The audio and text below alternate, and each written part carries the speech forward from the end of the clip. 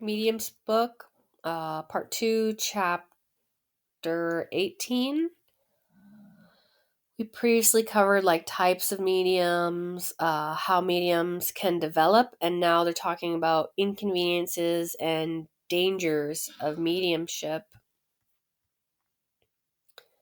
Influence of the exercises of mediumships on health, the brain, and on children.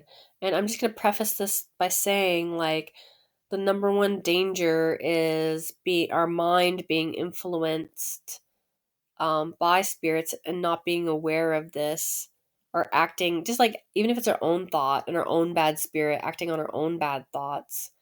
Um, it's okay to feel a certain way, have certain emotions or certain thoughts, but acting on it is when it becomes a problem. And so the influence of negative spirits really is mentally is really the number one danger. And he puts these questions to his good spirits. Is the indication of being a medium a possible indication of a disease process or abnormality?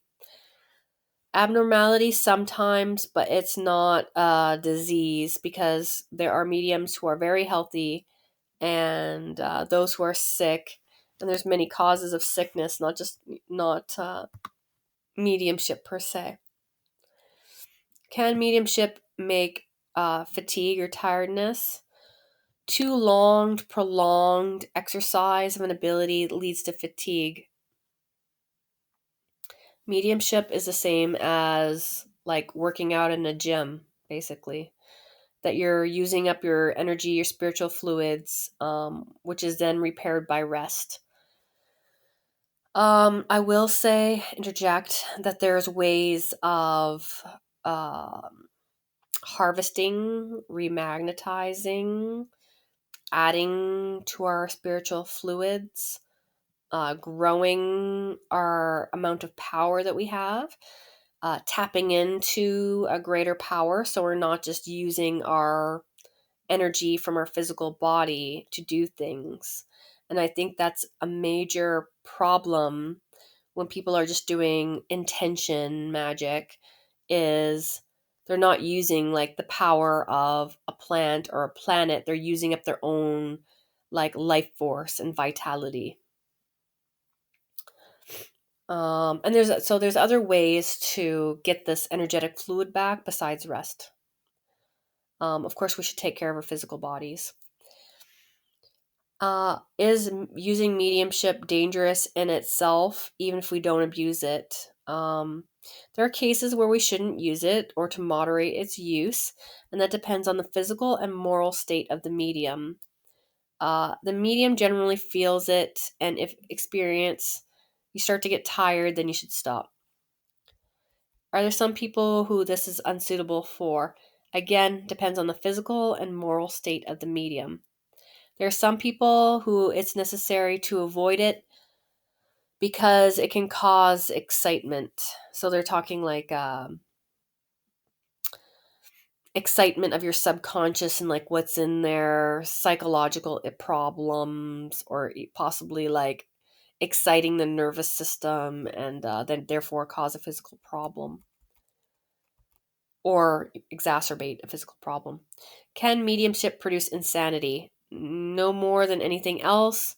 There has to be a predisposition or an organic cause already in the brain. The mediumship doesn't do it by itself if the seed is not there. But if the seed is there, which is easy to know, and from the moral state, it says it must be managed carefully in every way, because you're very sensitive to an injury happening. Is there a danger in developing mediumship in children? Yes, and it is very dangerous because they're more tender or delicate. Their imagination is more overexcited, and wise parents will not involve their children in this and only talk to them about the moral consequences.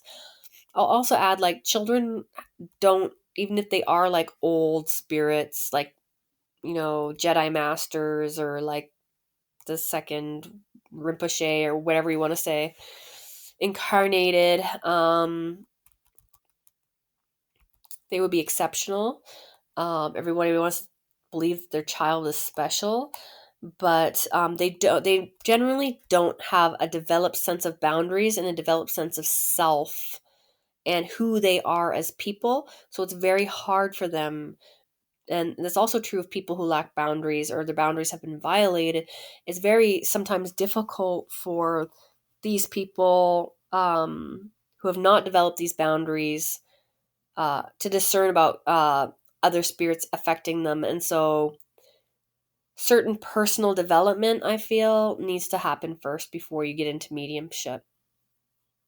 And a lot of people don't do personal work, don't do shadow work, don't explore the subconscious and look at their psychology and stuff before they attempt to do things like magic and stuff like that is generally can be very dangerous, and trafficking with spirits and stuff. And we can say it's probably the majority um, of people in the occult because it's escapism is it's one of the major draws. Um, Yet there are children who are naturally mediums.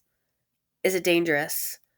Not when it's spontaneous in a child, um, because it doesn't overexcite the child because the child doesn't know that it's like hasn't been told. If a child hasn't been told that it's wrong yet, then a child just seems like it's like just a natural thing, like playing with like an invisible play date, and doesn't give too much focus and attention on it, and usually forgets about it.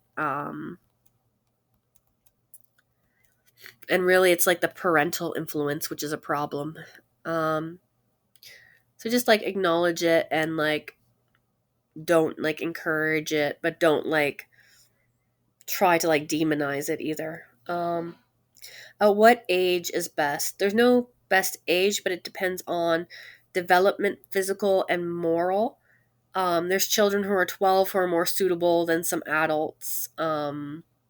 But in physical effects, it's more tiring for a child, um, or because they're very inexperienced in life, or they might do it alone, or might make it more of like a plaything, basically.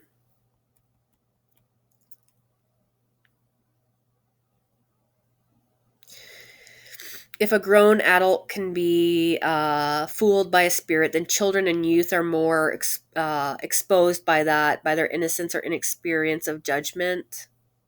Uh, when we get older and we've been burned, we can tell, more a good or bad person coming at us, right? From that loss of innocence about the world. Concentration of thought is needed, or you will not have a serious spirit. It cannot be done careless or joking, which will easily give access to a mocking or mischievous spirit. And to be so serious, you can't expect that from a child. If left to themselves, they would make it a playful thing. So children should only do this under an experienced mentor. But even then, children get up their own things in their own time on their own. So you shouldn't really encourage it. I feel, and I think that's Kardec's general sentiment here. In people who are sick, those who are like very eccentric, those who are weak or in mental faculties, those with like a lot of mental illness shouldn't really be mediums, should not encourage mediumship because this predisposition to insanity or having certain parts of themselves too excited can happen. Um,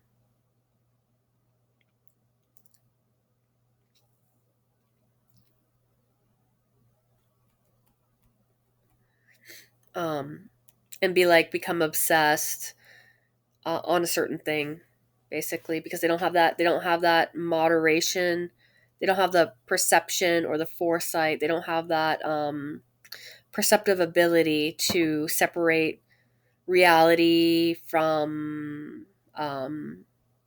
hallucination, etc. necessarily.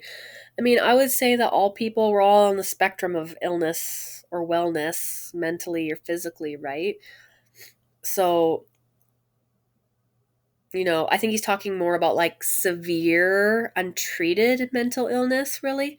And really, yeah, you should be stable. You should be stable before you do these things.